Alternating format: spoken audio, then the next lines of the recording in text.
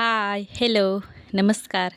तर स्वागत आहे आजच्या नवीन व्हिडिओमध्ये. तर फायनली मी शेतातून काम करून आताच म्हणजे जस्ट घरी आले आहे, कारण मला ब्लाऊज शिवायचा आहे. तर त्यासाठीच म्हणजे मी हा टेबल मोकळा करत आहे.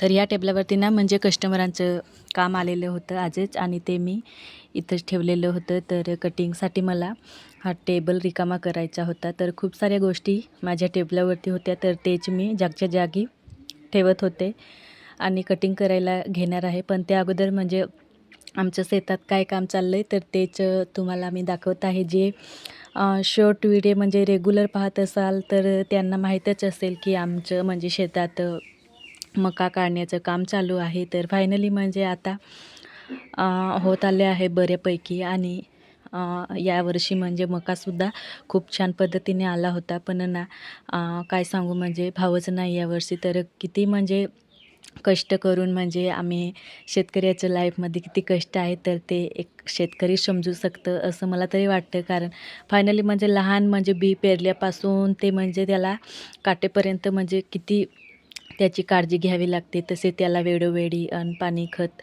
वगैरे सर्व गोष्टी म्हणजे घालाव्या लागतात. किती महागाचे बियाणे टाकतो, तसेच खतं वगैरे.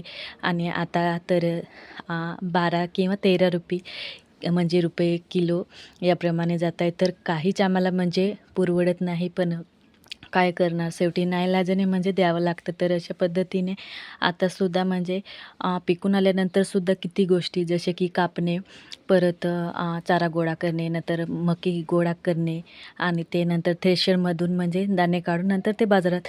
तर ह्या प्रोसेसमध्ये सुद्धा खूप म्हणजे मेहनत आहे आणि खूप कष्ट आहेत खरंच.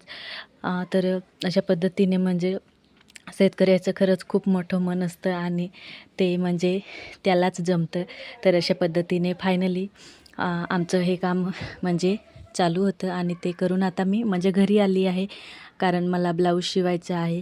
तर आता जो मी म्हणजे ब्लाऊज कटिंग करणार आहे तर ते कस्टमर म्हणजे 2 वेळा रिटर्न गेलं आहे, आणि फायनली त्यांनी म्हणजे मला शिलाईसुद्धा म्हणजे ॲडव्हान्समध्ये दिली आहे, जेणेकरून लवकर ब्लाऊज म्हणजे शिवावा. तर यासाठी पण म्हणजे कामचा लोड असल्यामुळे म्हणजे मला काही जमलंच नाही. तर फायनली आता मी काही म्हणजे आराम वगैरे केला नाही. तर काही करून म्हणजे मला आज तो ब्लाऊज पूर्ण शिवायचाच आहे. तर त्यासाठीच मी कटिंग करायला घेतलं आहे. तर प्रिन्स कटचा ब्लाऊज होता. पूर्ण डिटेलमध्ये जर तुम्हाला शिकायचं असेल तर तसंसुद्धा मला कमेंटमध्ये सांगा. तर शॉर्टकटमध्ये म्हणजे मी तुम्हाला कटिंग दाखवते. जसे की ब्लाऊजची उंची टाकून घेतली, नंतर छातीचा चौथा भाग आणि मुंडा वगैरे 34 साईजचा ब्लाऊज होता प्रिन्स कटचा. तर सर्वात अगोदर म्हणजे मागच्या भागाची मार्किंग करून तो कटिंग केला, आणि नंतर नेहमीप्रमाणेच म्हणजे तो ठेवून पुढच्या भागासाठी मार्किंग वगैरे केला, आणि प्रिन्स शेपचा शेप देऊन तोही कटिंग करून घेतला, आणि बाकीचा राहिलेला पार्ट तोसुद्धा कट केला, आणि बाहीचीसुद्धा मार्किंग करून पटकन म्हणजे कटिंग केला. कारण आज संध्याकाळी ते कस्टमर जेव्हा घ्यायला येणार तेव्हा म्हणजे ते रिटर्न नको जायला. तर त्यासाठीच म्हणजे माझी थोडी घाई चालू होती. तर हा ब्लाऊज म्हणजे वर्कमध्ये होता, आणि तुम्हाला ब्लाऊज पीस म्हणजे मी दाखवत आहे. तर अशा पद्धतीने मेन कपड्यावरती खूप सारं वर्क होतं, तर तेच ॲडजस्ट करून मला हा ब्लाऊज शिवायचा होता.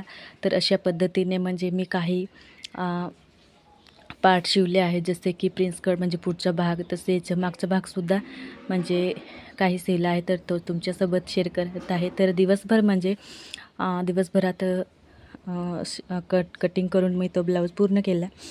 तर फायनली आता हुक वगैरे किंवा मागच्या साईडसाठी म्हणजे जे हात शिलाई करत असतो तर तेच करणार आहे.